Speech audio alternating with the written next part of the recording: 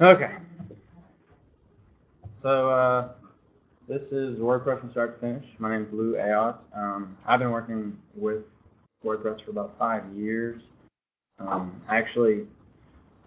taught a friend of mine PHP, and he got into WordPress, and then he taught me some stuff about WordPress, and I've just fallen in love with it ever since. It's a content management system. A lot of people use it for their blog, but stuff I do outside of UGA is, and in fact here at the College of Ed, is building websites with it. I also have a couple blogs of my own with this. I develop plugins and themes when I moonlight. Hey. And you can do pretty much anything you want with it. It has a great framework, great built-in functions. You just kind of need to know how to look through the documentation, reach out to the community to find out what you want to find. And that's really what this class is all about. It's about the basics. Today is going to be installing WordPress, showing all the different built-in functionality as far as what a normal user would do. And then we're going to take a look at the actual database structure. Next week, we will talk about building themes, and we'll probably create a child theme and then do some more complicated stuff. And then the week after that, we will work on plugins. And then after that, I think we'll work with WordPress multi-site a little bit, which is what the College of Ed uses for their main site, and a few other more complicated things. And I think that'd be a good time to take any questions, like complicated questions you guys have. But if you guys have any questions throughout any of the period, feel free to ask. If I go too fast or too slow, just let me know. I think today will be pretty quick. I have 2 hours slated for each class, but I don't think we have that much stuff for the first day. So I know one person said she had to leave at 11. If anyone else has to leave or just wants to leave, feel free. I won't be offended. So these are just the topics we're discussing: installing using WordPress, looking at the database, themes, plugins, the APIs. That's going to be on day 4. And we're going to discuss some of the APIs when we do the themes and plugins, but there's a lot of them. We won't cover them all, but we'll get an idea of where to look for the documentation for them, which is all in the WordPress Codex. Custom post text and taxonomy, and then multi-site. I sent out this syllabus to the listserv. If you don't have it, I'm going to post it to the website we create today, along with all the other material that we discuss as we continue. I am archiving this presentation, so it will be available in video form some way, somehow, at some point. These resources are all resources that I use. The WordPress Codex is the #1 source for finding out what a function does. I don't really use the PHP doc that much because I just grep through the actual WordPress core function file. Support forms are pretty decent. I don't use them that much because you usually generally get community support when they look at it and when they feel like answering. It's not usually anybody from WordPress. Sometimes there are some good stuff in there. WordPress Stack Exchange is good. I don't know if you guys use Stack Exchange, but Stack Exchange is another community-driven site, and there's a WordPress section to it. You get like kudo points for getting the right answer and stuff. WPQuestions.com it's similar to the Stack Exchange, but there's actually money involved. Basically, you ask a question and you say, this question is worth $10 to get answered, and then 15 developers answer your question, and whichever one gets it right first, you give them the money, or 3 people answer it in a way that helps you. You can split up your $10 3 ways to get them the $10. WP 101, that's real basic stuff. Training videos would be good if you have staff or faculty that are using WordPress. It's fairly cheap. I think it's like $50 for a year subscription or something. But it's good to show them basically stuff that we're going to be going through today. The WordPress Bible by Aaron Brazel. I am an acquaintance with Aaron. I've been to a couple word camps with him. He wrote this. It's a couple years old. It probably needs to be updated since it was written, but it's a pretty good start. The Professional WordPress Plugin Development book by Brad Williams, Richard, and Justin Padlock. Again, I know all these guys mostly through Twitter. I think I've been to one WordCamp with one of them. It's a pretty in-depth plugin development book. It talks about a lot of the APIs. It gives some code examples. You can download the code examples from the publisher's website. I recently used the book to do some API hooking from a plugin I was developing. It's just something I had never done before, and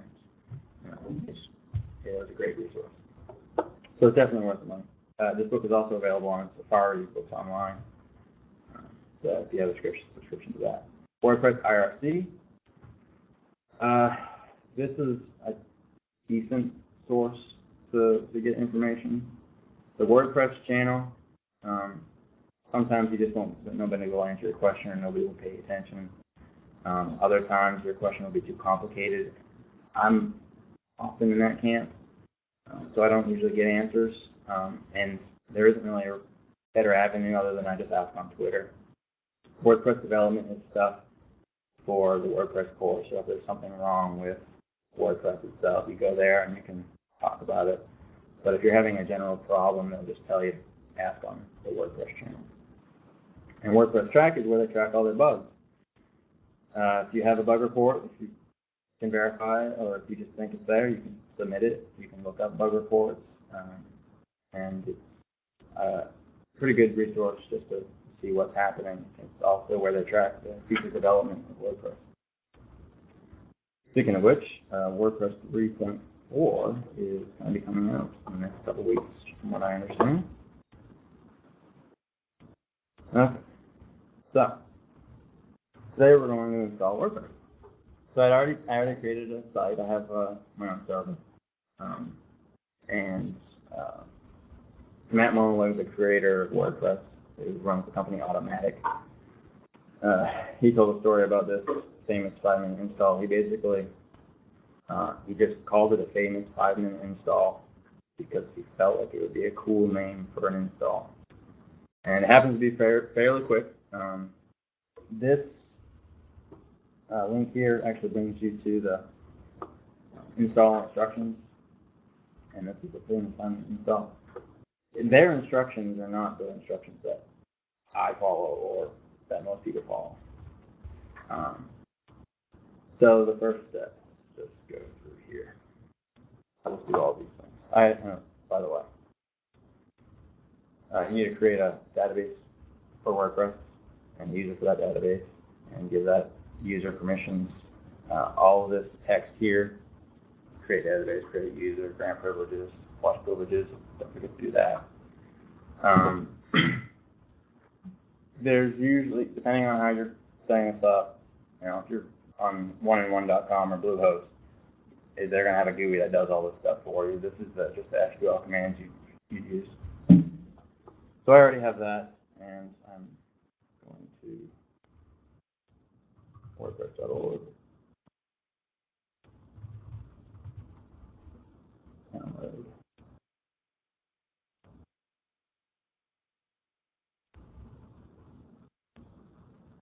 Another interesting thing about the WordPress.org site is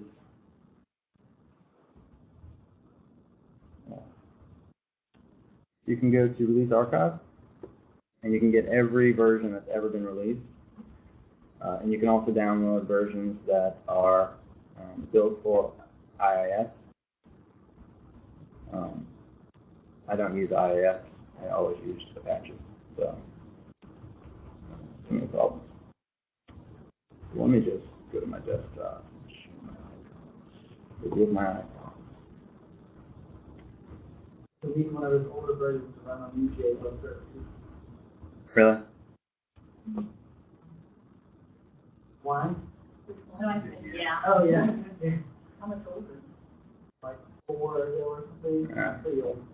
Yeah, I think it's like 2.1. It's probably a PHP incompatibility or something. All right, so I have a site set up.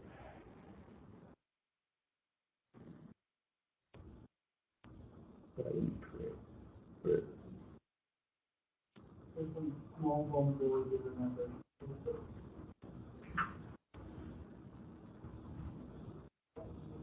Yeah, 2 minutes. That's good.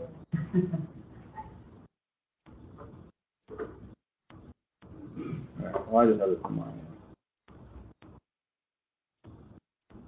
I use Dreamweaver to develop. I don't use the front end part of Dreamweaver. I just use the code thing. I think it's very neat.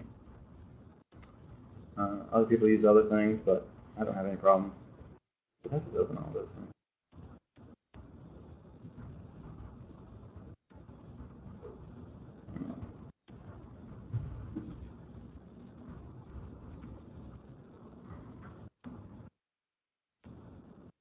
There it is.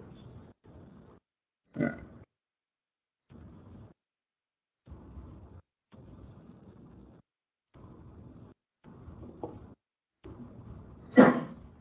Okay, so I've copied them all to my Dreamweaver. I'm just going to upload them now. Now, in the real world, I would have just done this on SSH and just unzipped it in the directory. It's easier for me that way. There's, like I said, admin, one-on-one.com, Bluehost, all those places. They usually have one-click installs. I don't recommend ever doing those because sometimes they do like weird symbolic linking, and if you have a problem, it's really hard to diagnose. Yeah. That's also running into these WordPress sites that I had that were known to want to called me hacked. Yeah.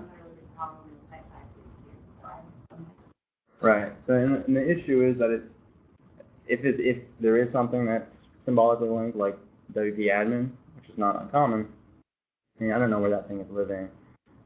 Another issue with shared hosting, I don't know if you guys pay attention to this sort of news stuff, but like GoDaddy, a lot of WordPress sites were hacked, and there was another one too. I think it was Network Solutions, and everyone said it was a vulnerability with WordPress, but it wasn't. It was the way that the file permissions were set up on the servers. If you've got those shared servers, somebody gets into one of the servers, or one of the sites, and that script just goes down a level and goes up a level and just starts infecting everything it can find that has a WordPress signature.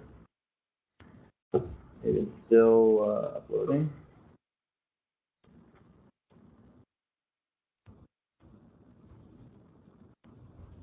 Well, you just, Yeah. do you know anybody that's using SQL Server back in?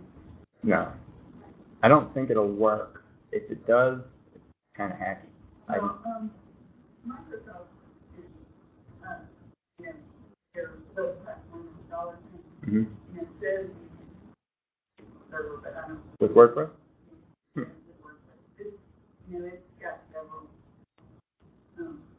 content management things that it says it can install. Maybe a newer version is more compatible with it. I don't know.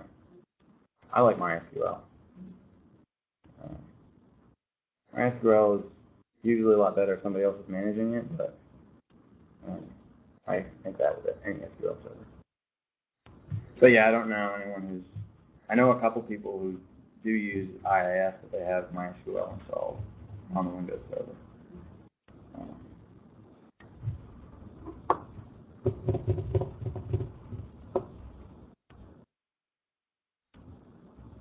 You're talking about not using one button itself. Yeah. Like the server we're using over a Grady app on it. Mm-hmm. It's not using that, or it does basically create all the people stuff. Okay. So that's sort of like one button. Yeah, that would probably be okay. It's just that the way that, like, if it's through like a cPanel or something like that. I've got a personal site like that. But I want to check on it. Well, yeah, the issue is that sometimes it depends on the host. but or the web host. But sometimes the folders will be in a weird. I mean, I've gone into sites, the site got hacked, and I looked at it, and I was like, I don't even know where I see the directory the site's supposed to be in, but there's no WordPress stuff in there, and then I eventually find it, and it's in a completely different location. I don't understand how they do it. I've never taken the time. Yeah, and then it's just like symbolically linked to those places. Yeah, so I wouldn't necessarily say that it's a huge security risk to do it that way. It's just a huge pain in the butt if you're a developer and it's not the way that WordPress has it by default. And today we will get into a little bit about securing things. There's a lot about there on the web. But there are ways to just do some basic security for WordPress so you don't have to do anything too crazy. Okay, so it's all uploaded. I have to look back at our notes. Create the user, which I've already done. I'm just going to copy this password. I did not remember it. And then, so the way that the WordPress people say to do it is to actually go and edit the wp-config-sample and change all this information. But it's a lot easier now. All you have to do.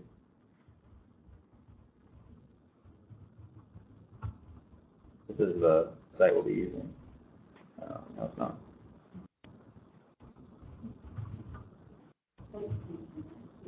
Did I?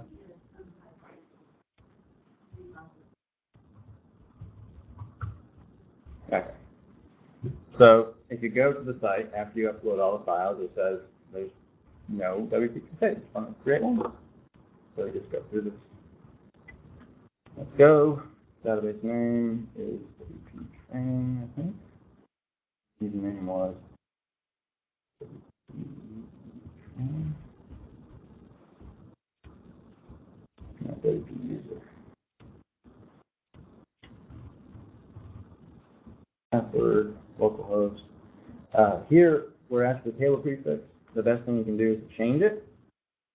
The reason for that is a lot of hackers know that WP underscore posts or WP underscore options or whatever is the default name for a table in your SQL thing. So they can install a script on there and they just change data in there. If you change the table prefix, there'll be something posts and WordPress will know and be able to translate it. And then later on we'll discuss using the WordPress database API, so you don't have to worry about what the prefix name is when you're developing things and plugins. So I usually just do like WP underscore and then something. So. You change that after the fact? You can. You have to change the config file, and then you have to also change all the tables manually, but it's doable. There's actually a plugin you can use that'll run through and change all the prefixes for you. Okay. So make it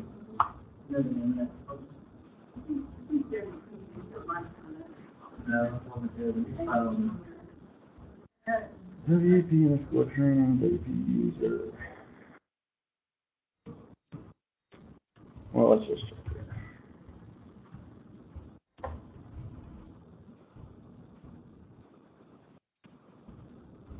Maybe I didn't create it. Okay, cool. So, let's create it.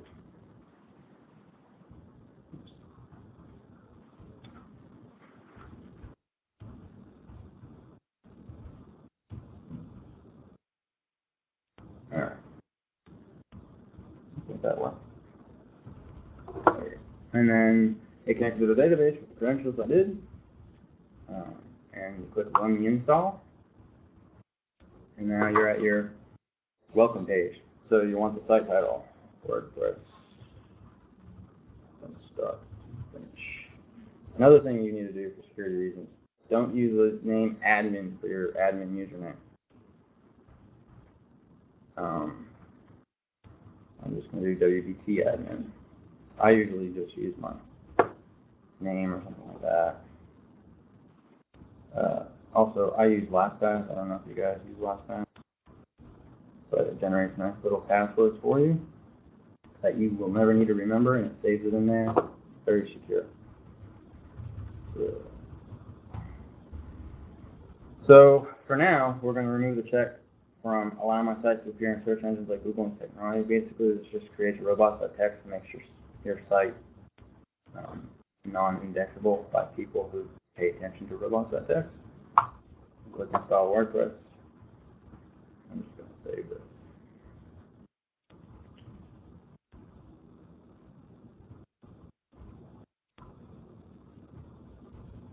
And we'll log in.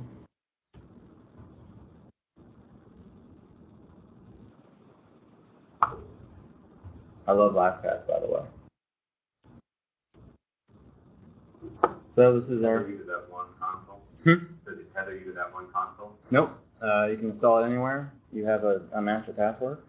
I have it on my iPhone. I have it on my iPad. I have it on this laptop, my work computer. And the passwords are encrypted on your stuff, and only the encrypted stuff is sent to the LastPass servers. So there's no way they can ever get your passwords. It's great, super simple. I forced everyone that I work with to use it.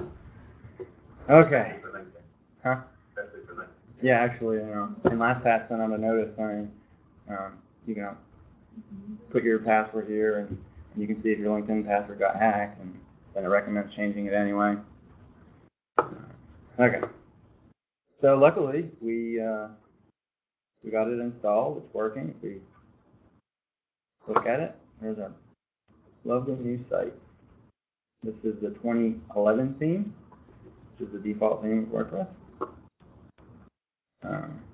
I'm imagining they'll come up with a 2012 theme before the end of the year, because they came up with a 2010 theme last year. And we have an update. So there's two plugins that are installed automatically in WordPress: Akismet and Hello Dolly. Hello Dolly is intended to be a plugin to show you how simple it is to create a plugin for people who are interested. Akismet is a spam fighting plugin. It works really well. It's kind of free-ish. You can get away with getting it for free, but if you're a commercial site or if you get a lot of comments, they want you to pay for it. It's relatively inexpensive. So if you ever have any updates, a theme needs an update, or a plugin needs an update, or WordPress needs an update, you'll get an update notification here, and we'll just do this update. And it's updated. Pretty easy. So I don't normally worry about that when I first start, but the first thing I want to talk about is the settings. So you go to settings, and you have the general settings is your first option. This is the site title and the tagline. So if we look on our site, that's the site title, and this is the tagline.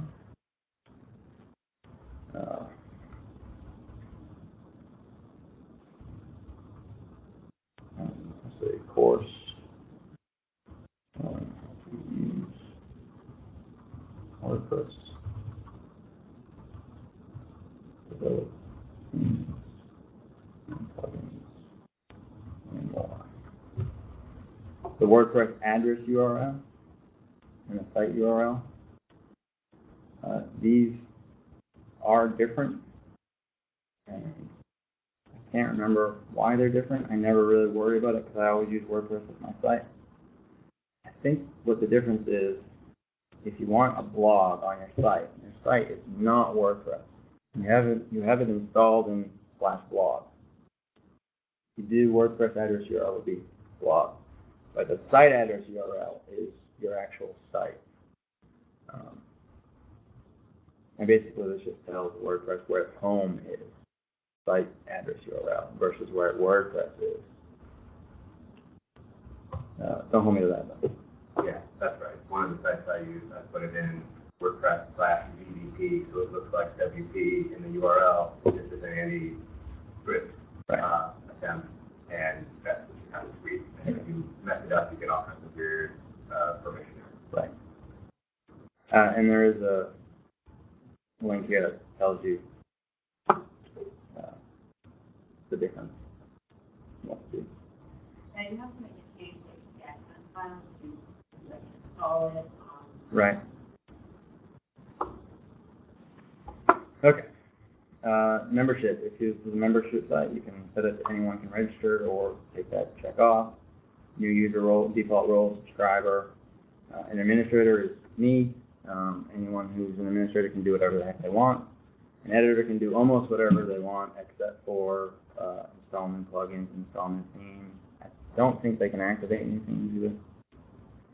An author, an editor can edit other people's posts, delete other people's posts, add new posts, pages, stuff like that. An author can add their own posts and edit their own posts.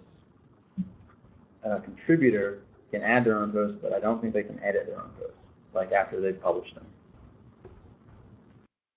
Contributor also, when they publish, it gets set as for review, and this only really applies to the blog sort of thing. Time zone, I always set that first, and you can change your date format and your time format, and I always set Sunday as the week starts on because this is America. Writing. I generally never change this. Size of the post box, what that's talking about is size of this one. Formatting, I actually do remove this because I prefer old-fashioned emoticons rather than graphic emoticons, but whatever. Default post category, I do change that after I've created the categories. So my own personal blog, I have 4 categories, and one of those categories is my default. And basically what that does is, it seems less professional when you go to a site and they post a new post and it just says uncategorized. It's because they did something and then they submitted it, and they never worried about the category of that post. If you change the default, then at least it has some category, even if they're all the same. Default post format. This is related to the theme you're in. Standard is fine. But if you want to do like a photo blog, you could set it to image, and it would do a post format according to the theme. Default link category is same as the default post category. Express this is kind of like Pinterest for WordPress, I guess. I mean, that would be the best way I can explain it. Create Pinterest, but you drag this to your thing. You can see I have it here. And then if you ever wanted to post about the page you're on, you click press this, and it will open up a post. So go to cnn.com, press this, and it opens up a post with a link and the headline. And you can just write a post right then and there about what you just saw. I never use that, but I do have it up there. Mail server, if you need to send out mail from WordPress, or you want to receive mail for certain things like comment notifications, and your server does not send out mail through the default, like some general mail server built into the server, it requires you to connect to SMTP or something like that, then you do it here. Actually, this is not, that's different. This is for posting via email, sorry. So another way you can post is you can write an email to yourself, and you can have this thing check your email, and whenever there's a new email, it'll post that automatically. So this would be your mail server, your login name, your password, and then the category. I've tried using this, but I never really enjoyed it. If you do use this, make sure your email address is something completely unguessable that you're sending to. Otherwise, somebody can just send an email to that address, and it will show up on your website. Remote publishing, you need to have this enabled, XML RPC especially, if you are using the iOS app or the Android app. There's also a couple of services out there that will post the same content to thousands of sites, and you can pay them to get certain content posted on your site automatically. So this is the XML RPC.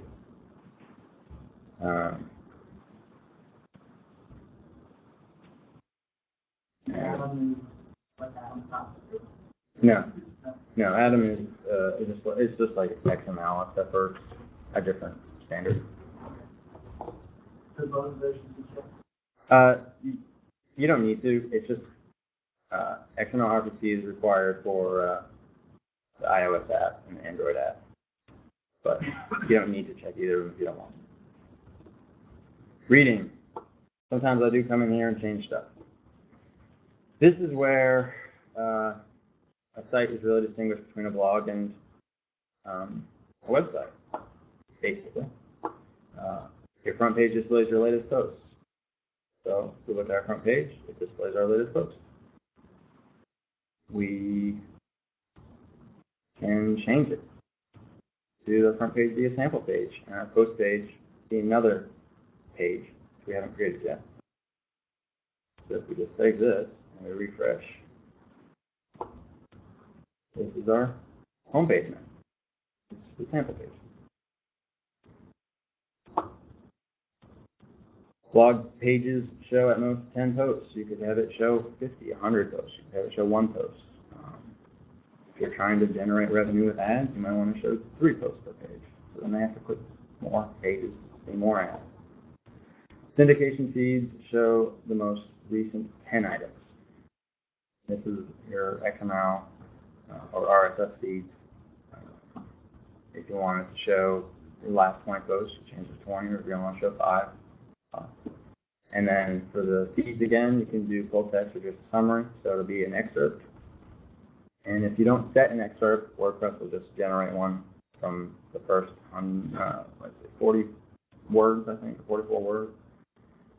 And then the encoding, I never change this. UTF-8 is usually whatever you need. Discussion. This becomes more and more important the more visitors you get to your site. Attempt to notify any blog links from the article. Allow link notifications from other blogs. Come back to trackbacks. This thing is the way for spammers to spam you. Basically, they have a website that they post a bunch of crap to, and they'll post a link to your post on their site, and it notifies your WordPress site, and that shows up on your WordPress site as a mention, basically. So, this other site mentioned me, but that link is a link to their spam site, and when Google crawls your site, it says, hey, look, there's a nice link here, and it goes back. There's a whole bunch of these different websites that link all back to this one site, and then that boosts up there. Google juice. So I usually try to take that off. Allow people to post comments in the articles. It's up to you. Comment author must fill in their name and email. How to set that check. User must be registered and logged into comment. Again, it's up to you. Some people don't do that. I don't do it. Some people have it set so they have to moderate each comment, which is down here. Administrator must always approve the comment. Automatically close comments on articles. So if you have a post that's 14 days old or 15 days old, people can't comment on it anymore. I don't do that. Nested, threaded comments are usually pretty good. There would be a comment and a reply to that comment slightly over to the right. Breakup comment pages, I don't usually do that. Most of the default settings are perfectly fine. I have it email me whenever it does this. I approve comments on my professional sites, but I don't approve comments on my private sites. I get an email. If I don't like it, I'll deal with it then. And then there's this comment queue thing. If there's two or more links, it'll ask you to approve it. Avatars, you can show avatars or not. If they have a gravatar and you go to the, if you choose gravatar, then it'll use their image that they uploaded to the gravatar service. You can do blank or any of these options. And you set all these up. These are all pretty standard. Media. Usually you have to think about this. It depends on what you want for your site. Defaults are usually pretty good, but some people, if they're having, if it's a photographer that you're building a site for, they might want certain image width and image height as default for large and medium-sized images in the thumbnail. And these other options you can pretty much ignore. The uploading file store uploads to this folder. You can change it from the default is wp-concept/uploads. You could do it to slash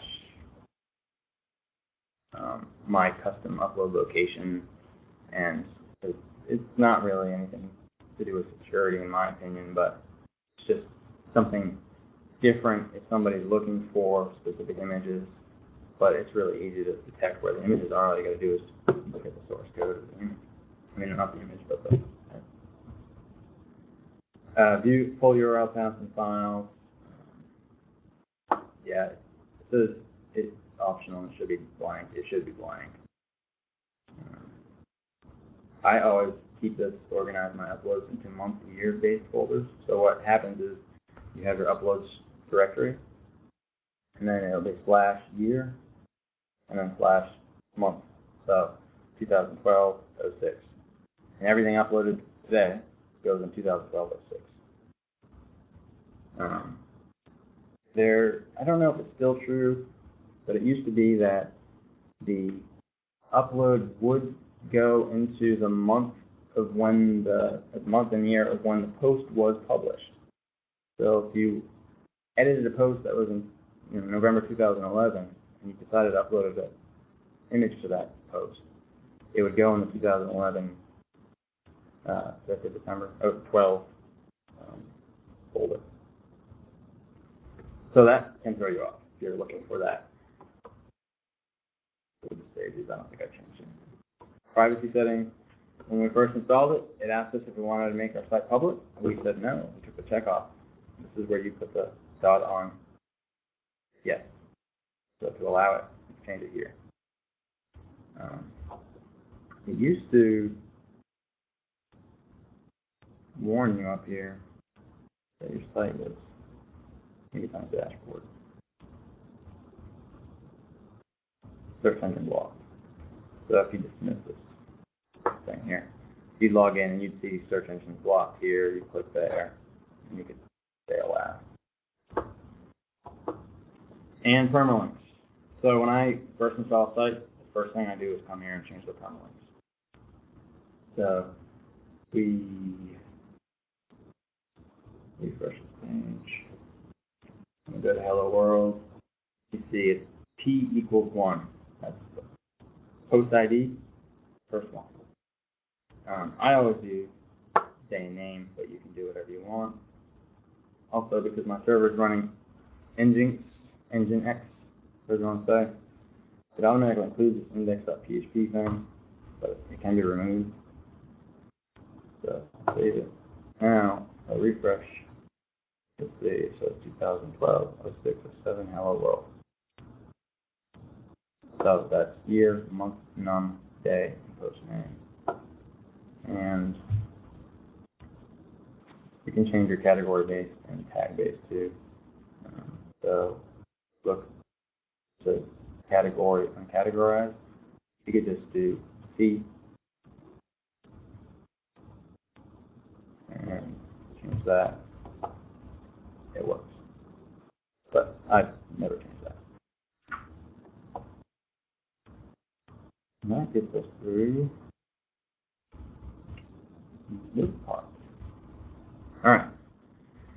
So we have it installed, we've gone through the settings, and now we want to look at the wp-config.php file, just to see what sort of options we have.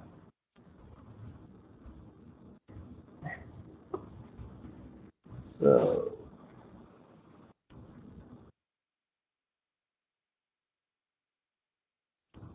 download it.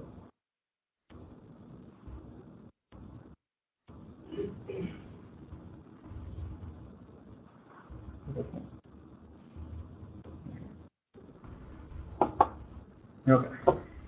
DB name. This is all stuff that we put in the install. The authentication unique keys and salts. These are generated automatically. They used to not be. They used to want you to go to this website to generate these. You will run into sites that don't have these, and you can just copy them in there. Just adds a level of security for your site.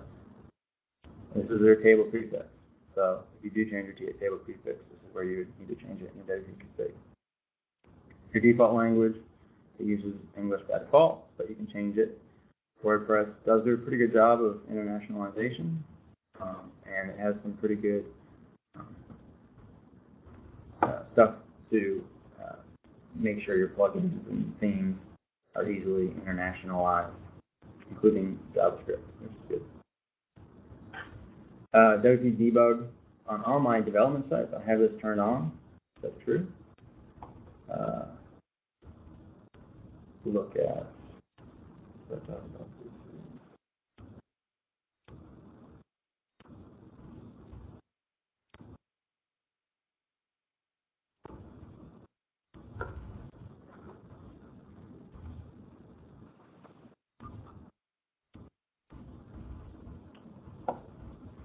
So debug, you set it to true, and it will just output errors on your screen. Sometimes you might be working on a live site and you can't really have that, so you can have it set to go to a log. So you set debug true, log true, and then display false. And you can also set this too. I always just do this little script here, the last one that I have. That way, I can just keep this in the config, and I only need to change one value.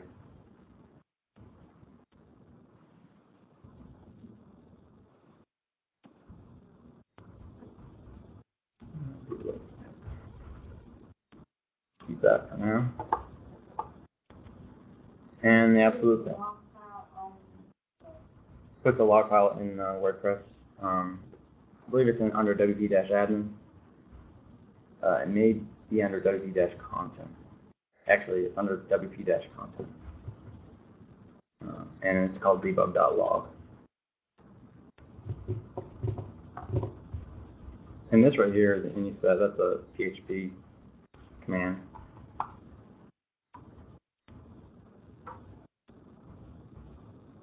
My screen resolution is so small I don't have my upload button.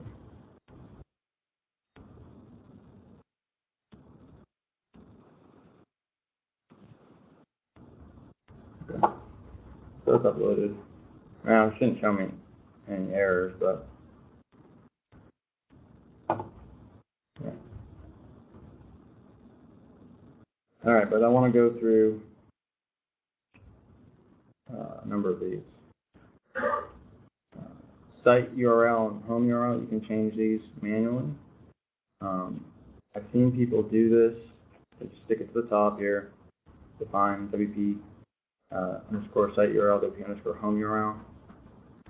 They'll create a site in Rackspace Site Cloud, a cloud site, and it gives you like a really long test URL that you can use.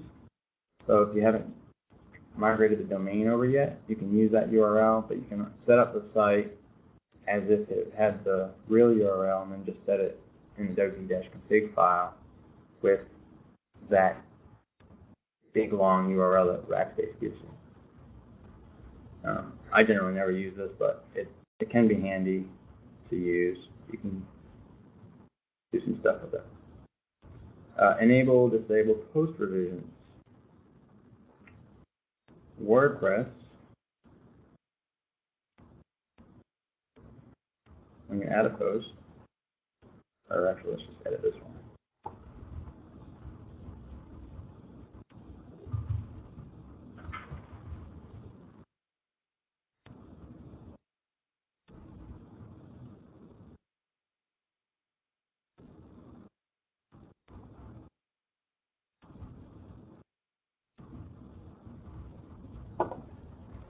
So I updated this post and that was the wrong post. I didn't mean to change that. But it's gone. You can't click back. Click the screen option. The revisions. Save that. And revise. Restore this one. Click update. And it's back. A lot of people disable this because it takes database space. I think it's more useful than not. It's on by default. It's on by default. So I open that link.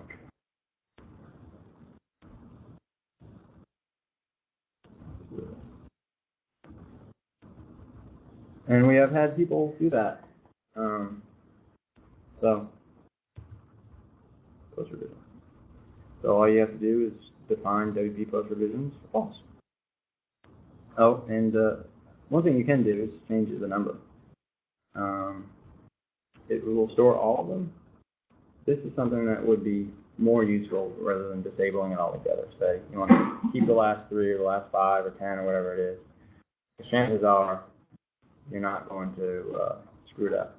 The one caveat to that is there is a auto-save feature. Draft saved at 10:49.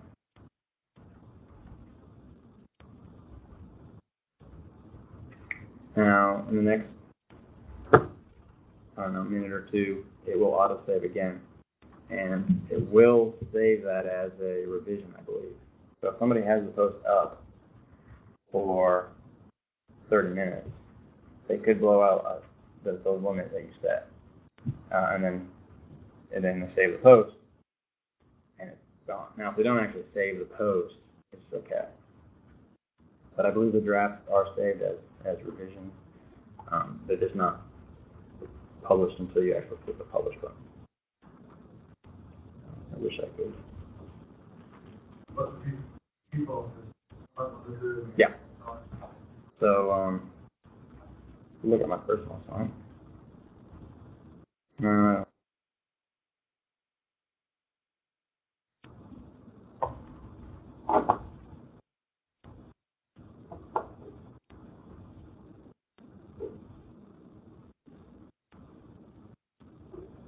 What would you recommend them setting the revision?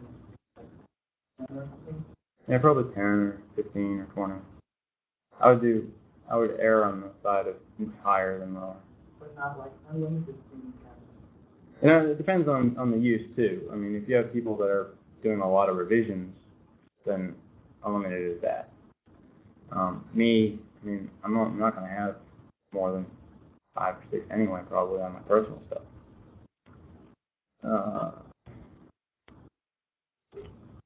Let's see if I edited this. Okay. So I edited it 4 times.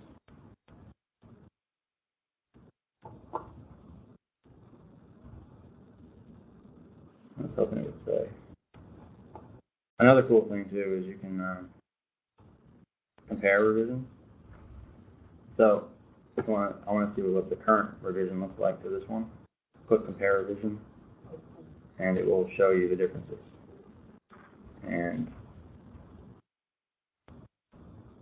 that was the only difference in that. I added a line. So if you're worried about database usage, set the number. But if you're worried about people screwing up a lot, set the number high.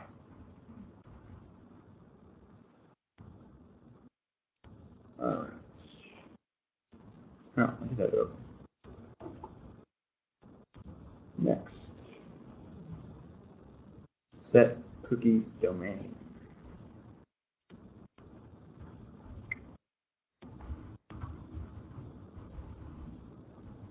I don't let's look if I can see if I can look at my cookies here.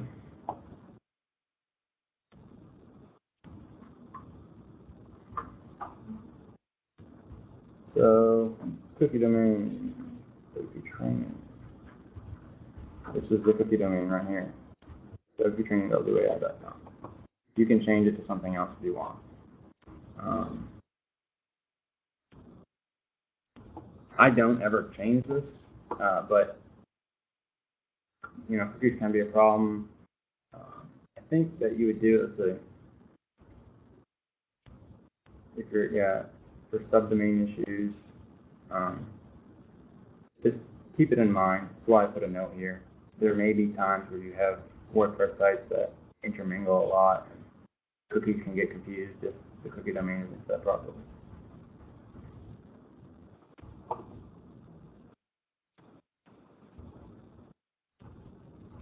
PHP memory limits. Oh yeah, that's another good one.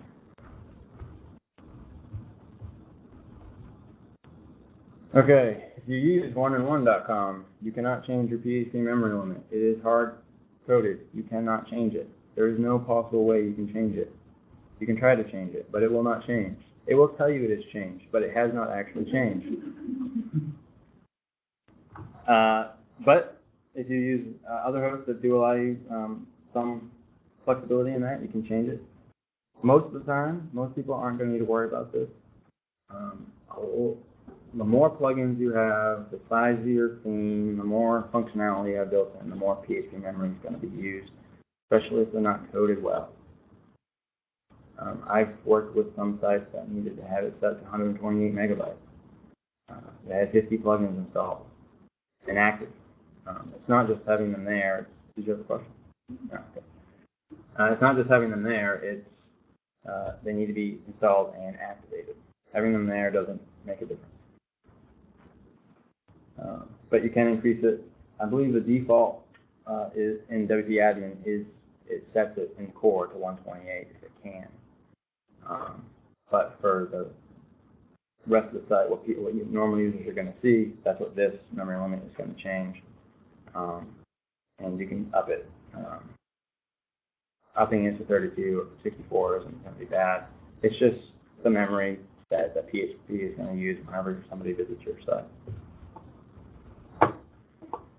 Let's see. Caching. So you can enable WP caching, but there's a couple of decent WP caching plugins out there. I don't mess with this, but it does it automatically for you. I use W3 Total Cache. I like that one the most. There's another one. I haven't used this one. It's called like WordPress Advanced Cache. I think WP Super Cache. This is another popular one. These WP Super Cache and W3 Total Cache are competitors. I haven't looked at WP Super Cache in a long time, but W3 Total Cache has a lot more options. It seems like it's easier to do CDN integration if you need to, and it has a lot more built-in caching if you want to use like MemD, something like that. I just use the basic disk caching though. I don't have any sites that get 1 million hits a day though. And enable, disable multi-site. We're not going to do this today, but this is where you would enable multi-site. Just set this WP allow multi-site true. So I haven't tried it in a long time, but it used to be that once you go multi-site, you can't go back. It's not a big deal. You can still use your site like a regular site if you don't want to use it like a multi-site. Our site is multi-site.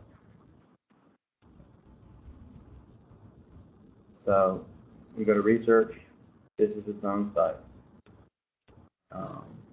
Outreach, this is its own site. It's not just a page on our site.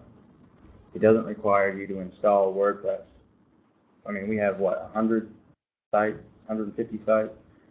We don't need to install WordPress every time. If there was an update for WordPress, it would be a nightmare. Plus, we have an issue is, and we'll discuss this in a minute more in depth, but if you have a WordPress site and then a WordPress sub-site, sometimes WordPress can get a little weird because it sometimes we want to look at the config file in the directory below it, the security feature. So you have to make sure you install them in the right order. Install the sub-site first or install it somewhere else and move it so it knows where to look for that. Because if you install your main site and you say, I want a blog, but I want it to be a separate WordPress site, and you put all the files up there and you go to the blog like we did to do the install. It's going to look for the WP config in the main directory. It's not going to see it, so it's going to look at it in the directory below that.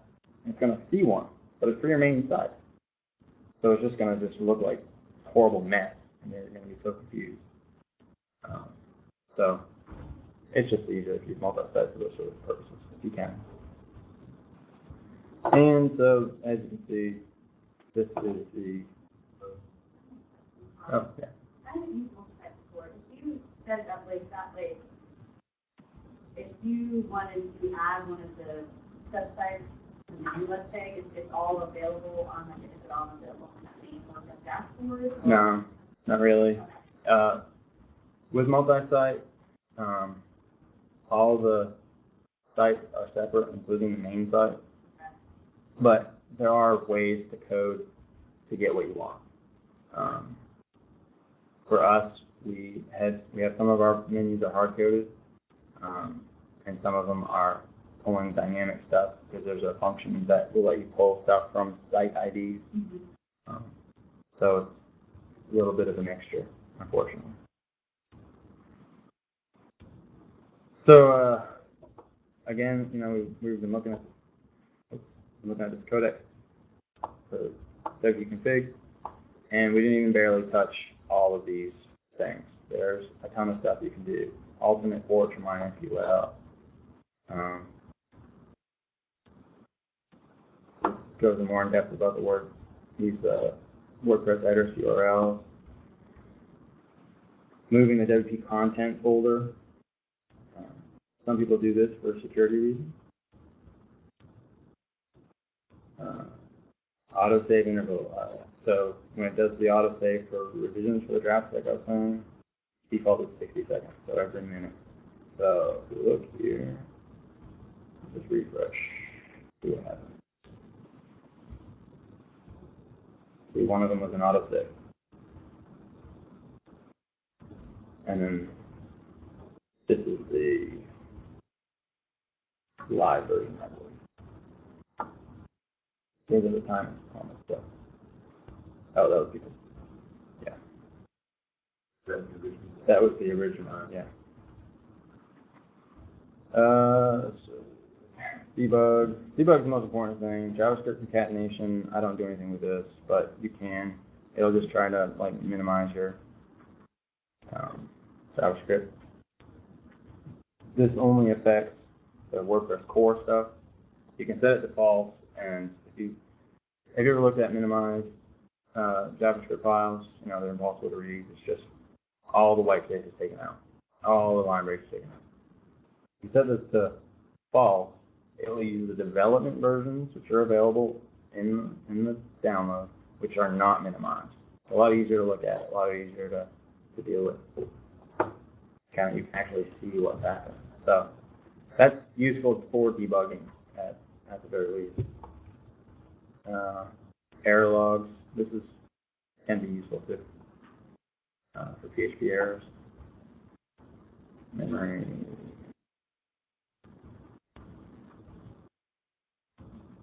Custom. We'll go over this when we discuss the database in a second.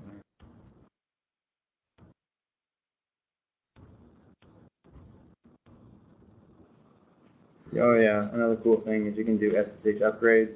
I don't do it, but I trust my server to their server. Alternative cron. You can schedule a post to publish. And when you schedule a post to publish, WordPress has its own little cron thing. And basically, the way it works is when somebody visits your site, it says, oh, do I need to do anything? Or did I need to do anything within the last 5 minutes? And it will publish the post. You can also set up cron jobs that do this for you. If you know what a cron job is. Empty trash is another useful feature. If you delete a post, you can have it automatically delete or permanently delete. If you delete a post otherwise, it just stays in your trash bin, like on Windows. I don't do this automatic database optimizing. I don't really like anything that's automatic with my databases. I like to make sure I have backups before I do anything like that. And now, next. I'm sorry, can I? About Yeah. the multi-site thing, were you trying to say that if you think it's going to be a multi-site, go ahead and say it? Is that what you were trying to say? 2 minutes ago? Well, you can set it at any time. You just can't change it back. Oh. Another thing about multi-sites is there's 2 types of multi-sites. There's domain multi-sites, which would be like mail, or not mail, but like this wptraining.luai.com, www.luai.com, test.luai.com. Those may be all 3 sites on the same WordPress install. Not in our case. There's then folder multi-sites. So www.co.uga.edu/research is its own site. www.co.uga.teaching, is its own site. Those are 2 different types of multi-sites. You're asked that question when you do the multi-site install. We'll see that when we do it in week 4. You cannot change your mind. If you do it one way, okay, you can't change your mind without ripping all your fingernails off. Because you have to edit the database, you have to edit the config files. There's a bunch of things. There's a bunch of little things you just really have to pay attention to. It's easier if you just make a plan beforehand. Now, with that said, you could, if it's a fairly new site, you could fairly easily just replicate what you did and just move the content over or something like that. But if we've had our site up for a year and a half, and if somebody said we want to switch to domain name-based multi-sites or host name-based multi-sites, I would probably quit. Okay, so basic security steps. Move the wp-config.php 1 directory level above WordPress installation, or below, depending on which way you look at it.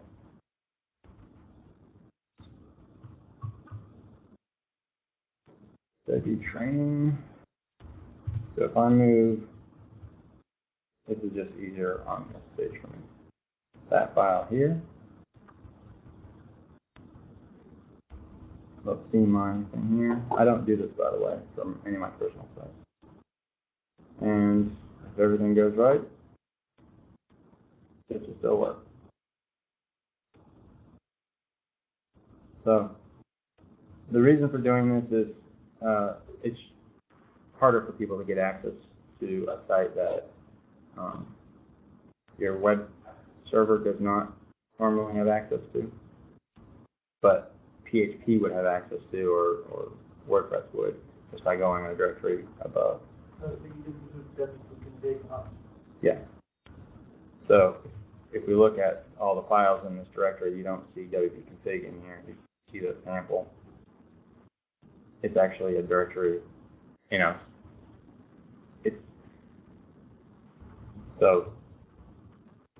You don't have to tell them anywhere that you did that? No, it does it by default. It looks for it in one. If it's not there, look for it in the other. If it's not there, then it says, I can't find anything. Do you want to install WordPress? So normally it would be in this directory for my server, but I moved it into this directory. So I'll move it back.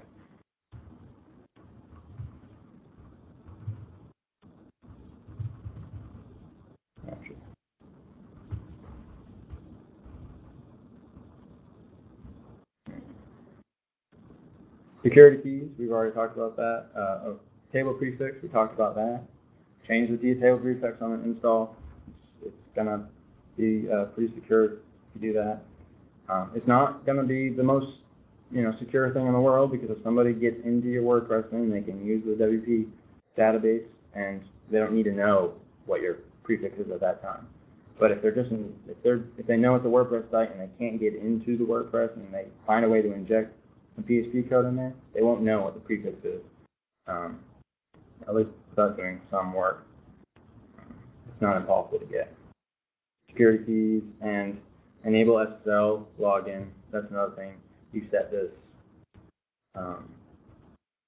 in the WP config, and anytime they go to the login screen, it will automatically switch it to HTTPS.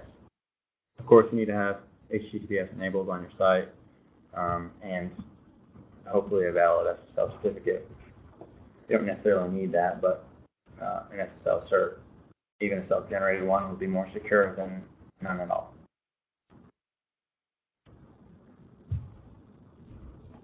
Any questions? Now, if we go to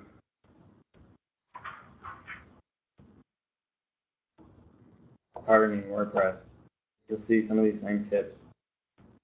I mentioned some people move their WP content folder, file permissions. File permissions are always really weird. 755 and 644 are great. So if you're not familiar with this terminology, this is the owner of the file can do whatever they want.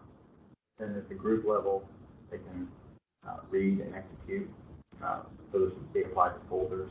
You need to execute the folder to be able to get into it, and then any other user can read and execute. This is not reading the folder is not a big deal as far as stuff. Same thing with file. 6 is can read, write. 4 is read. 4 is read.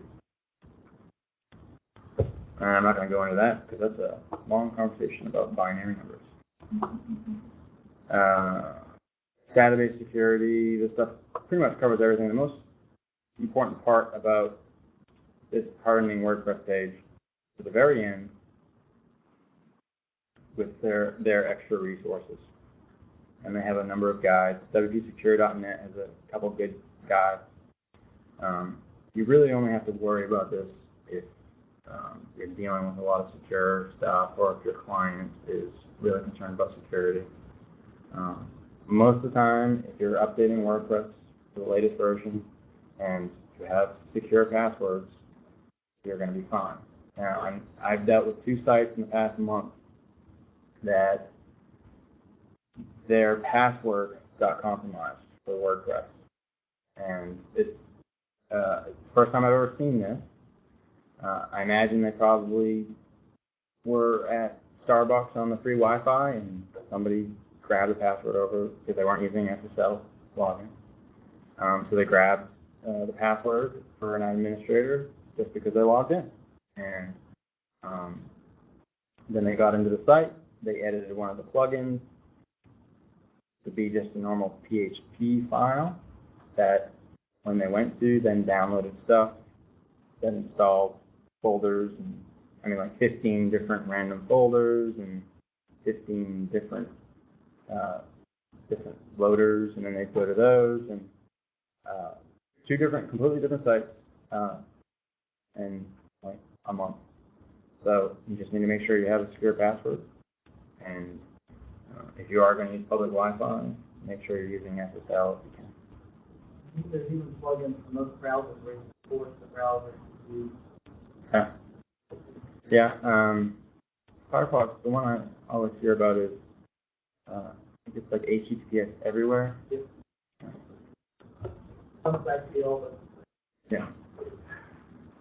And you can get a free SSL certificate for your own personal site, or you can just generate a self-signed one. It's not any less secure. It's just you're going to get that warning that says, "Are you sure you want to continue? Because this is a self-signed certificate. You self-signed it, so it's okay." it's still doing all the normal encryption that any other SSL cert is going to do for you, and you don't have to pay $1,000 for it. But if you do want to buy one, I would recommend going to that was good too for my certs. Cheap. It's called cheap. CheapSSL.com. Oh, look at it. $6 a year for positive SSL. Basic SSL, same security. And they probably make it even cheaper if you buy it multi-year. I've used these guys a number of times. They're one of the easiest SSL shops. If you ever try to buy an SSL cert from GoDaddy, you will appreciate these guys. And I am not affiliated with them. Okay. I guess your UGA is Yeah, I don't do that. It's too expensive. And we had an issue. We bought a cert from them, and they billed us 8 months later. And we were like, what is this charge for? And apparently the way they did their billing 1 year. So you don't have to use border region, and I don't. Are you posting this? You're on campus, so it means that. It's on my own server. The wptraining.luai.com. Well, your college education site. Oh yeah, that's just here. Yeah. College of Ed site. So we have a VMware cluster, and it's on there, one of those servers. And there's a couple other things on there too. Cold Fusion things that I don't mess with. Or I try not to. Okay. Any other questions? I guess before we get into this, we have some time. Let's go through just each one of these. I thought we were going to be early, but I think we're out of time. So we'll just add a post. And I always like to go with some good Latin.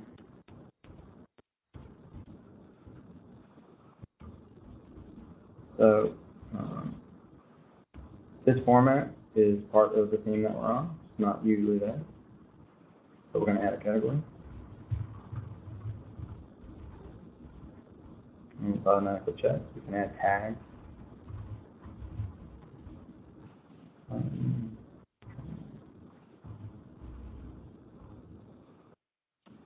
You can set images.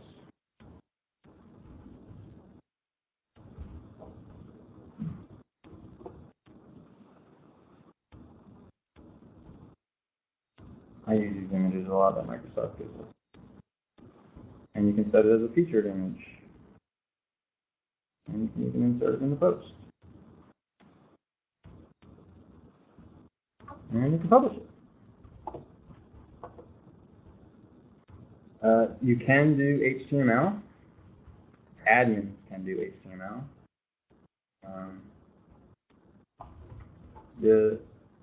If you switch between HTML and visual mode, sometimes it'll strip out some of the HTML that it doesn't like. So this can be a little bit problematic. So if you do HTML in one of the posts, like you add a table, it would probably strip out that table. But if you stay in HTML, it won't strip it out. So let's just do this.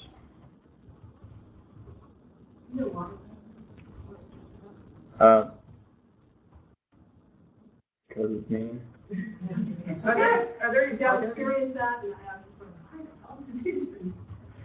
there plugins to make it a better HTML editor, like to remedy that problem? There are some plugins that will, like, there's a table plugin that will let you do stuff. None of them are really that great.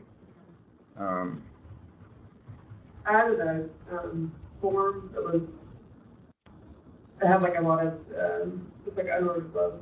It's a pretty big form. And it kept stripping it out again and again. I didn't know if it was constantly clean. To see if it, you're refreshing. There are limits as far as, like, admins, I believe, admins may be off, editors are maybe the only people that can actually add HTML. Otherwise, it'll strip it out. Here's my new post. And you see it has a table. It's not formatted, but that's the table. And if I switch between visual, you can see the table in the back. No, I didn't do it this time. It even added some table stuff. Maybe they changed it. Did they? Yeah. Wow. Ignore what I just said. Yeah. Don't trust it though. Is there a way to keep the formatting, in your HTML, your internet, stuff like that? I see how it's like stripped out. This, no, not in the HTML thing, because it's just showing you the code, and it'll just basically do what it thinks it can do. If you're in visual mode, it will keep the formatting, or it should at least. Okay, so that didn't work. I wish there was another example I could think of. Tables used to do it. So if you update that, how does it change your data?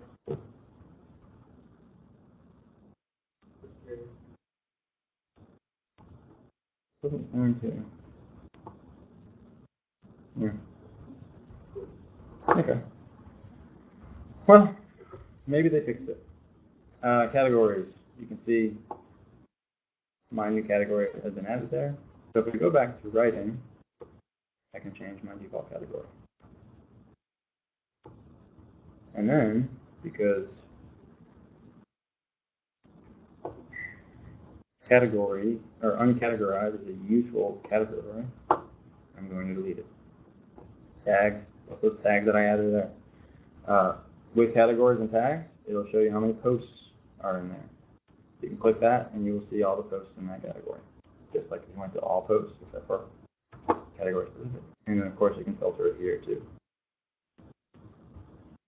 Move one tag up set to the div tag. Okay, let me try that. Put spaces and just want to. I'm not going to worry about it. That's on block. Okay. Library is your media library.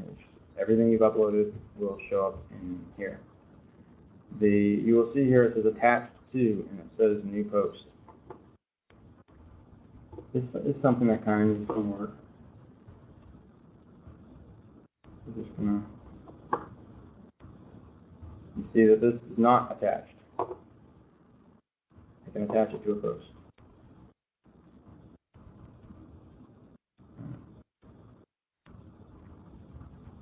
Hello. Oops. Other than that, it's for the and like it's like how where to go to the next page, not look. New, I guess, new subfolders in the side page, and then anywhere to find it also, everything can just go into one folder. It's all according to the month you uploaded it. Used to be the date of the post, but they may have changed it. I don't know of a way to change it.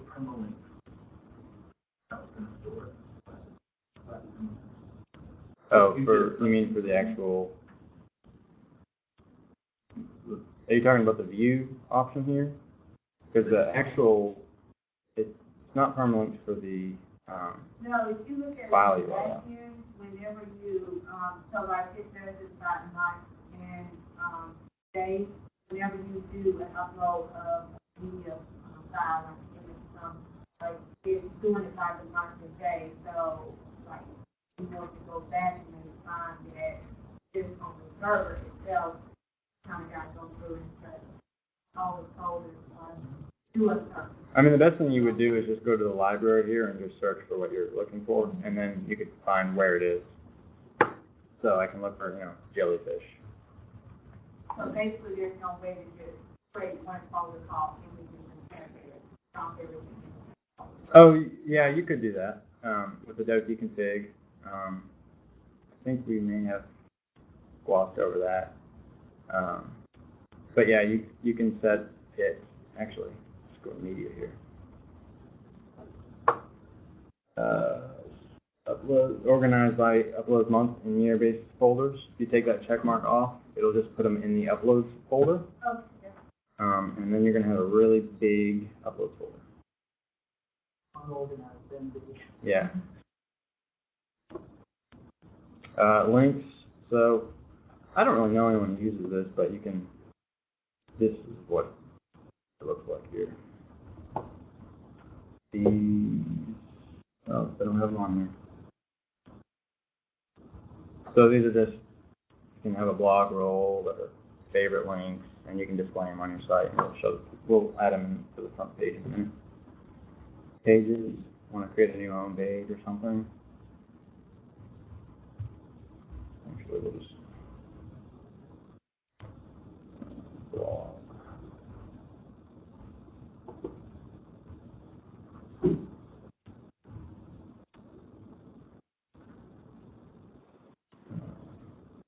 Go to reading. We're going to change that to sample page. And the post page is going to be blog. So if we refresh, this is a sample page, and now this is the blog. And you can change it to news or whatever. Another thing about pages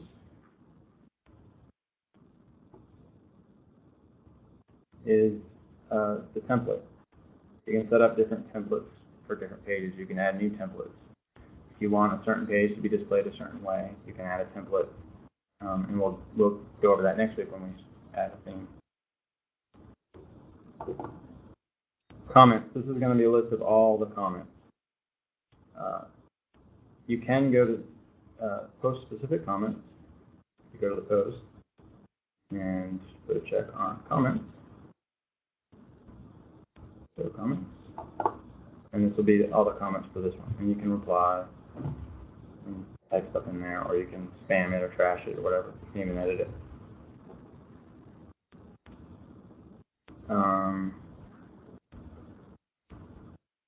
Appearance. We're on the 2011 theme. We can activate the 2010 theme. We can preview it. And this is our site, as if it were the 2010 theme. And you can activate it right there if you like it. If you don't. You can install themes. These are all from the WordPress.org site. So you want to look for, actually I just want to look for a red theme that's 2 columns and flexible width. There's one right there. I can just click the install button. Install. And preview. What an ugly thing.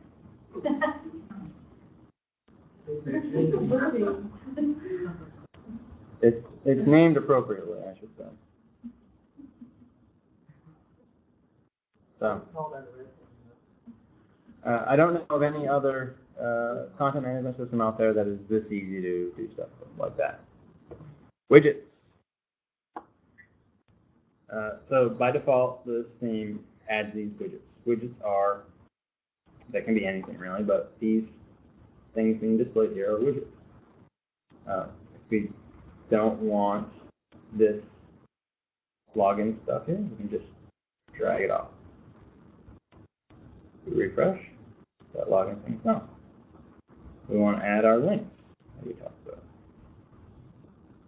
Log over, save it, refresh. And there's all those links that we have. Those links are there by default on every install. Delete it. And we'll add it back in there. Refresh. And everything's back small. So these footer areas. What is portable? Yeah. Yeah, so What about if you want to change showcase sidebar? no. Okay. So yeah, so the main sidebar is going to be, this is the main page, and it's theme specific. It's set to display on the main page. If we're on a page Did we create a new page? Create one. Showcase page. So the template, the showcase template,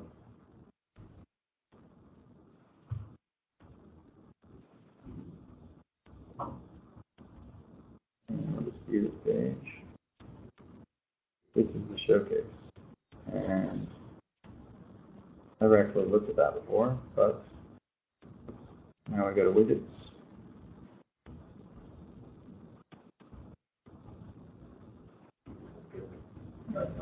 That one. Yeah. So for this template or this look, we'll have that's the showcase. And then footer area 1, 2, and 3. At the very bottom here, there's 3 footers. There's nothing there. So if we just add a search.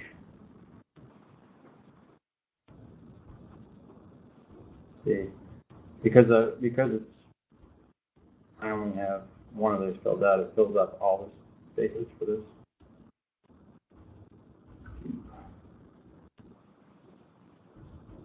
The text widget is pretty nice because you can do HTML in there. There's also some PHP widgets that you can use. So 1, 2, 3.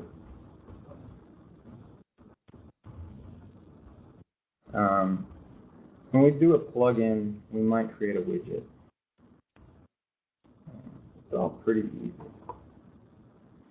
The menus. Now this is a really cool feature. It's fairly new. A couple versions, major versions ago of WordPress. By default, this theme displays every page in the menu bar. So if I have, I think it does every page. If I have 100 pages, it's going to just overflow. So because this theme supports custom menus, we can create main menu. And we can set it as the primary menu, which is this menu here. And we want to show the sample page and the showcase. We also show the blog page, add the menu, and save it. Now if we refresh, sample blog. Now another cool thing, showcase page. And again, this is theme specific. You can move this one so it's under the sample page.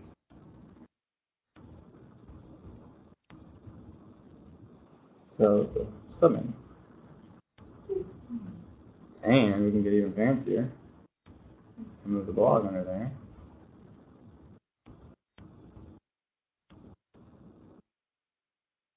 And so, like I said, this is theme specific. It's coded this way. But the menu functionality is built into WordPress. So all of the theme needs to do is tell it that it's adding a menu, just like a widget area. And the theme says where that menu is going, and then it adds CSS to format that. Theme options. This is specific to the theme we're using. You can do color schemes, link colors, default layouts, background images. Again, this is according to the theme. And header image. So if we want random images, if you've noticed, every time we refresh, it's a random image. We could say, no, I really just like this one, or I want to upload my own custom one. Let's do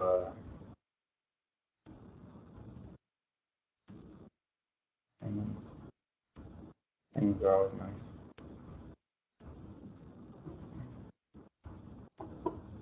WordPress has that built-in crop functionality. Save it. And refresh. And there's our canvas. So, plugins. As I said before, Akismet and Hello Dollar are installed by default. Just like themes, you can click Add New, and you can search for a plugin. W3 Total Cache.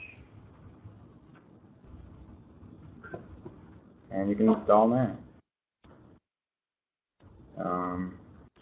Meteor Slide. This is another one I like.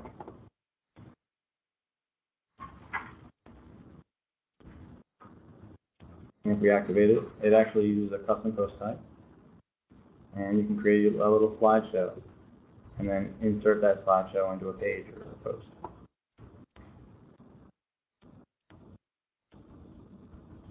But we don't need that right now. So, oh yeah, I didn't really go over the editor. You can use the editor for the theme or the plugin, and you can select which one you want to edit, and it will list most of the files. Sometimes you'll have a framework like Genesis or what's it called? The DIY themes guy. They have a lot of subdirectories, so it doesn't always show the files in all the subdirectories. If you know where they are, you can get to them through this editor. I don't recommend using this editor because if you screw up PHP, the site is just going to go blank. And you won't be able to edit it. You'll need to be scrambling to get FTP information to fix it. So I always use FTP or secure FTP or something like that. But in an emergency, you can do this. You can also disable the editor. There are ways to do that.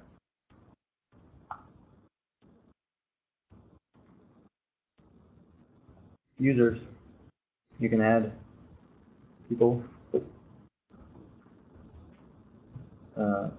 When we first discussed this, I don't think we've mentioned subscriber. Subscriber is basically just somebody who is subscribed to the blog. They registered, and they can read the blog or the site. They can't post anything per se. So you could add somebody as a subscriber. If you have a subscription-based model, that's what that user would be for. Or if you want to have multiple people editing or offering posts, you can add them this way. Is there a way to force strong passwords? It's saying should have up in lowercase.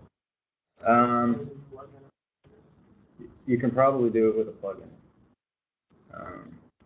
I actually have a plugin called Insecure Passwords, I think, and it forces insecure passwords.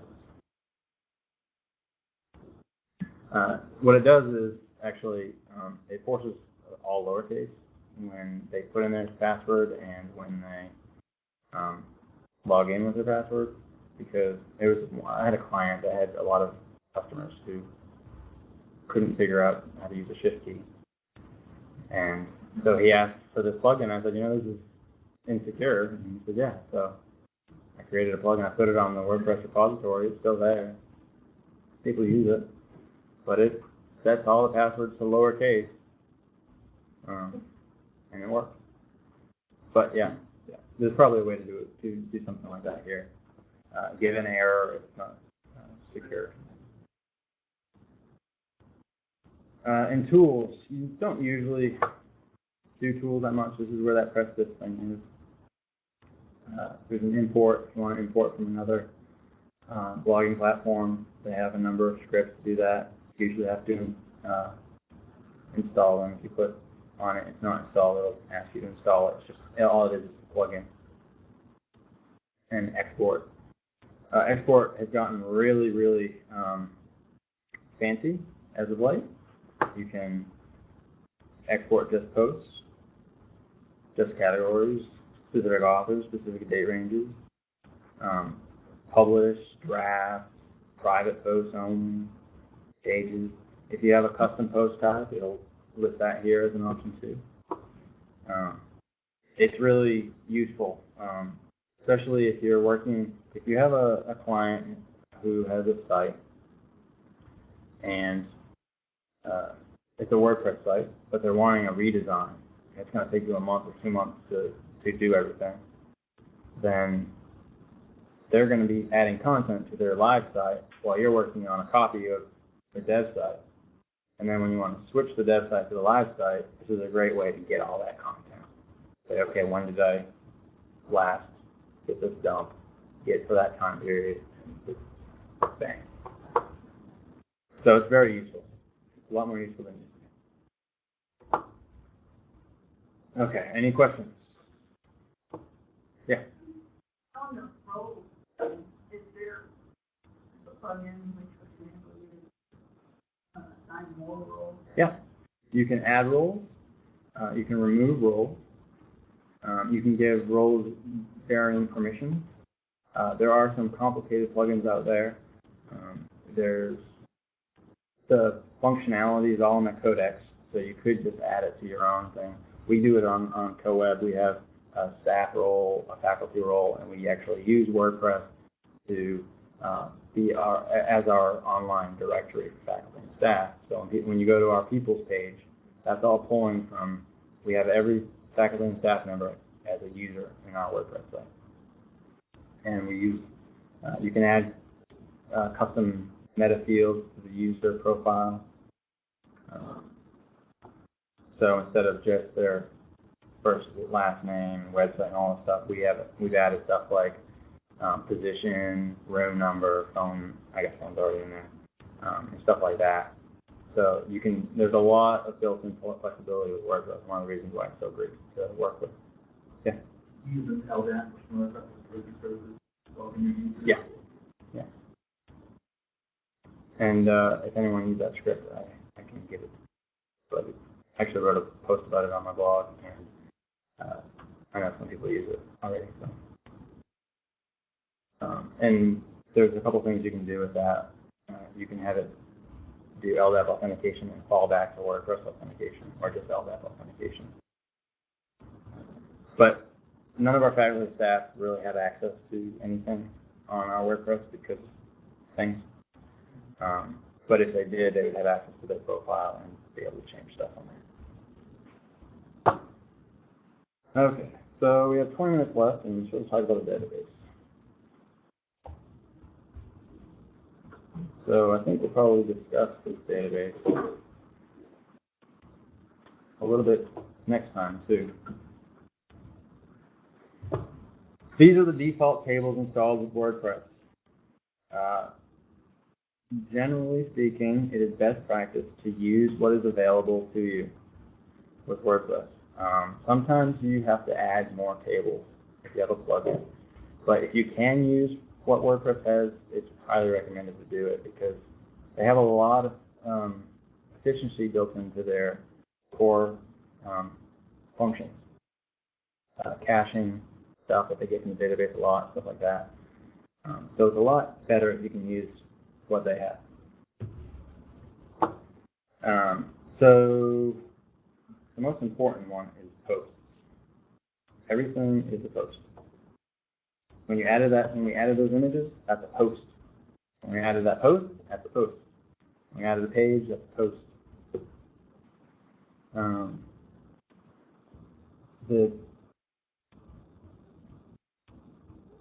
All this stuff is really self-explanatory. Post date, GMT time, the content of that post, the title. So auto draft is a title because it hadn't had a title yet. The post status, publish is what you're most looking for. Inherit is usually like a revision. So as you can see, revision.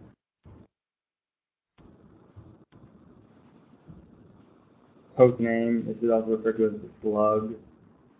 If you're looking at the URL, it's www.edu/2012/11/6/hello-world. That's the slug, the post name.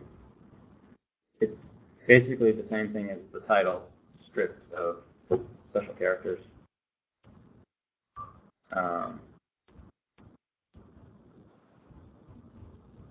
Post parent, see that these are post parents. These are revisions. So it's just the way that WordPress tracks.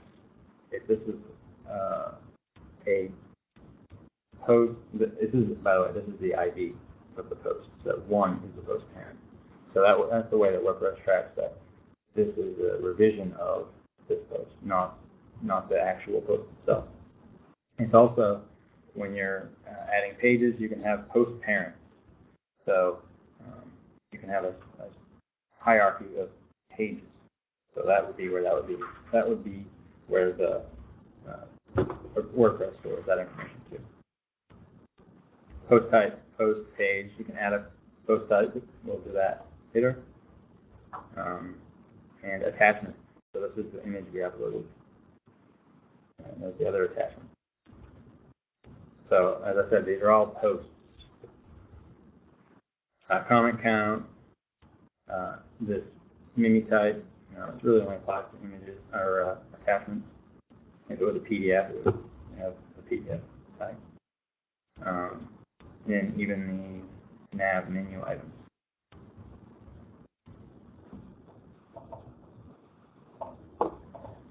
So post meta is everything about the post.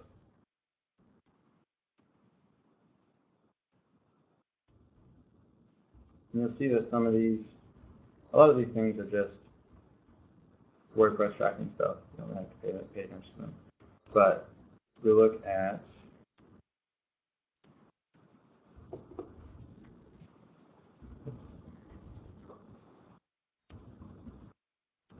custom fields.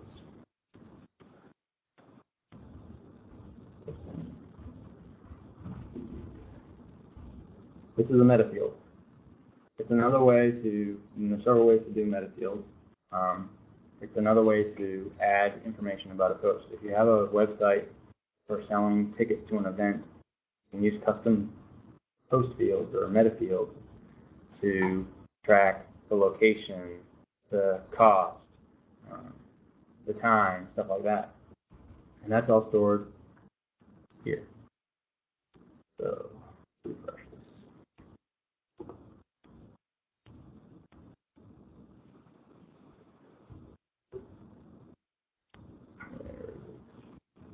What post ID is that?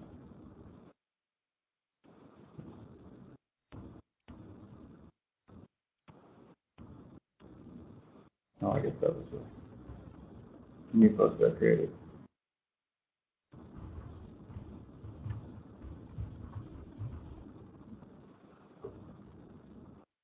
Alright. Post ID 31. So let's do a search real quick. You see, there's the meta key I used and the meta value. So, again, there's built-in functionality in the core. You can get that post meta. There's user meta, like we were discussing before, for our faculty staff directory. And that's where all of the post meta is stored. User meta would be down here. There's a lot more stuff for each user because it has built-in meta fields. Comment meta is going to be the same thing. Comments, it is just assigned to a post or a page to allow pages to be commented on. The links, these are those links that we had created. It has its own table. The more complicated ones are the terms relationships, and the term taxonomy. So our terms are main menu. This is the term that we used when we created that menu. Blog roll is the term that was used for the links. New category was the term we used for category. And Latin training are tag terms. If we go to term taxonomy, you'll see we have several taxonomies. Nav menu, link category, categories, and post tags. And then the ID of the term and the ID of the taxonomy. And then there's relationships. And you see why this is complicated, because you kind of have to look at all three to know which ones are going where, if you have a lot of these things. So the object ID, 1. Let's see if we can look at the object ID here. That may be the post ID for this one. and then the term taxonomy ID.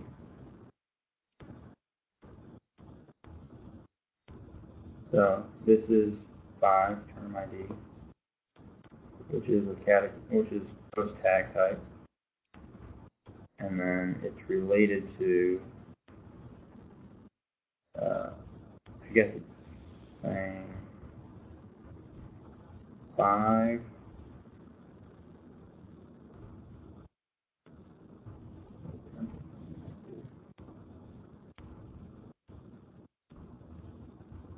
I'm looking at the wrong one. 5 is on this object, which is object ID 10, which would probably be post ID 10. So that is really confusing. I basically never have to deal with this anyway. The only time, the problem is if you mess with the term tables, you can screw up the count. It's not a huge deal, but remember when we went to tag and it said that there was one post in this tag, so this tag was on one post. You can have that go out of whack if you're not careful. User meta, we already discussed user meta. Users. Okay, here's an important thing about users. If you do not know the admin password, but you have access to the SQL table, you can go to users, you can edit it, and you can blow this thing out. You can set this to MD5, and you can put whatever password you want to use them temporarily. Click go, it'll save it as an MD5.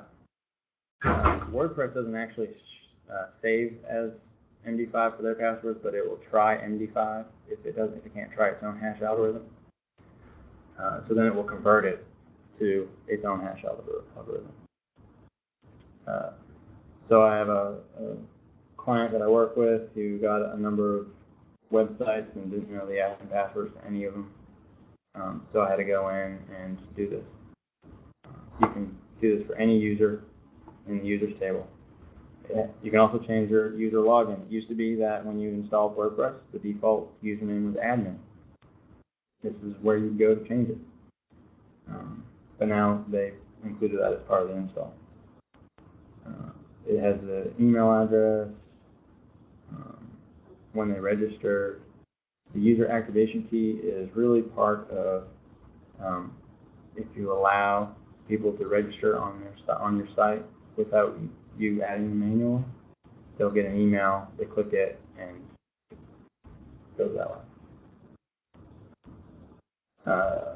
User meta. Things to pay attention to are capabilities. My user is an administrator.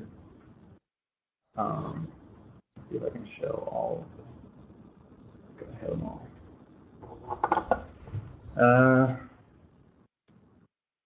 Show admin bar.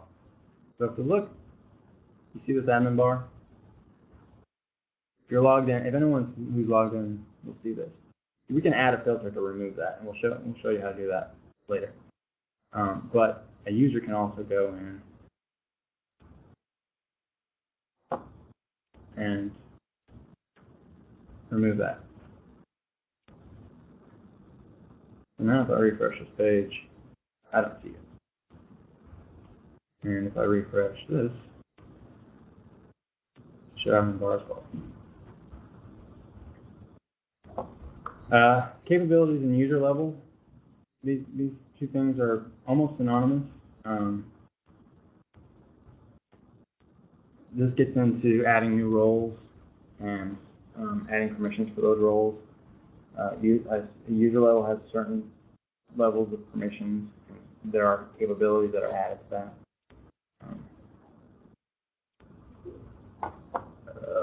Show welcome panel. I click dismiss on that when we run the dashboard.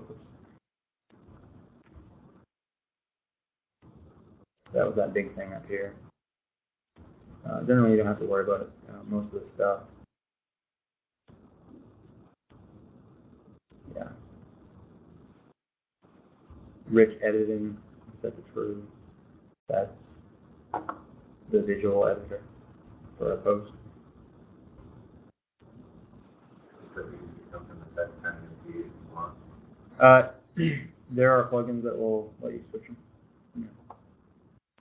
Oh, another cool thing about the post editor, they added this. There used to always be a full screen mode, but they changed it to be distraction free. So it's just a white thing. If you're running on big things, a lot nicer, and you can just move up and switch. And you don't have as many editor options.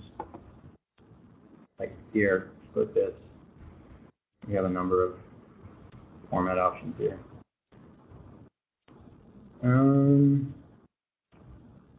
That's about it for today. Any thoughts, questions? Does CC mine then have any kind of revision functionality to it? No. It has you can do an export, Yeah. and then Right. oh, there was another thing I wanted to say. So let's edit this. You see this line of text? So the way that WordPress does this is that this is an array, and it stores it as I forget what it's called, text version of an array. Basically. The A means array. 1 means there's one element. I believe maybe 2 elements. I don't know if it's 0 base because there are 2 things in here. S string 13 is 13 characters in this quotes. If you do a search and replace on an exported SQL file and you change administrator to admin, and you don't change that 13 to be 5, your website is not going to do what you think it's going to do. There are a number of places. Oh, I didn't go over options table. This is a number. There's some times in the options table where this happens. This is very common with theme frameworks. They will store things in that array format. And if you're using a development site like dev.cnn.com and you want to make it live, you need to go through and change all those devs to live, no dev or www or something like that. Dev to www would be easy because it's the same number of characters. But if it's dev to no dev, you have to worry about these array things. It can be problematic. I think there may be a plugin that handles it fairly well, but it'd be a long process. You'd have to go through each thing. The options table is also good too. If you screw up your site URL, you may not be able to get into your WordPress installation anymore. You can log into SQL here, and you can edit your site URL to what it should be, and also the home URL, which is, I don't know why it's not one of the default things. The home. But you have to be careful of those array-based texts. Yeah. So most of them are going to be fine, but I've noticed, especially with theme frameworks, they like to store a lot of settings in the options table, and you have to be careful when you edit them if you're going to do a search and replace. Now, it's safe in like WP posts. You upload a number of images, and they're all here.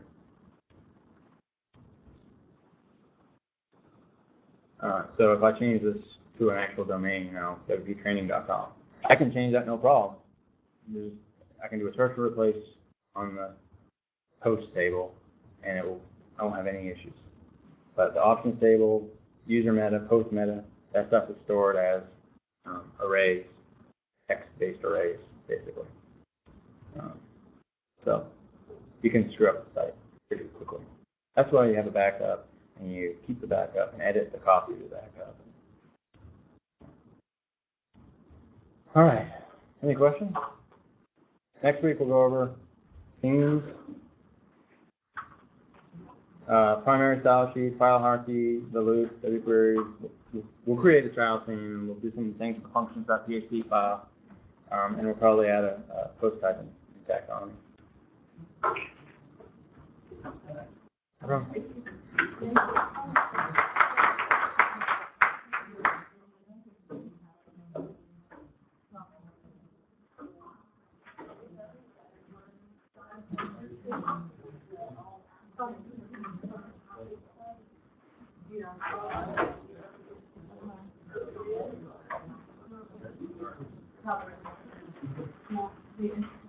guess it's just about change there.